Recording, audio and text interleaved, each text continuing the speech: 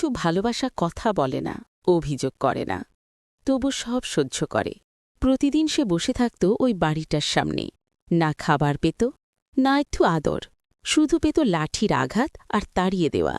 তবু সে যায়নি, কারণ তার কাছে বাড়িটা শুধু 4টে দেওয়াল নয়, একটা আপন মানুষ।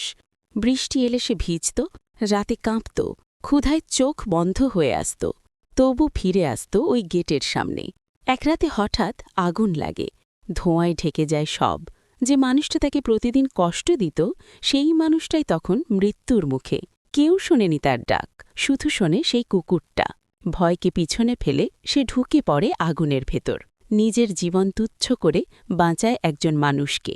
সেদিন মানুষ বেঁচে যায়, আর কুকুরটা চুপচাপ শুয়ে পড়ে গেটের সামনে। কিছু বন্ধুত্ব প্রতিদান চায় না, কিছু ভালোবাসা ক্ষমা করেই শেষ হয়। সে কুকুর ছিল, কিন্তু মানুষের থেকে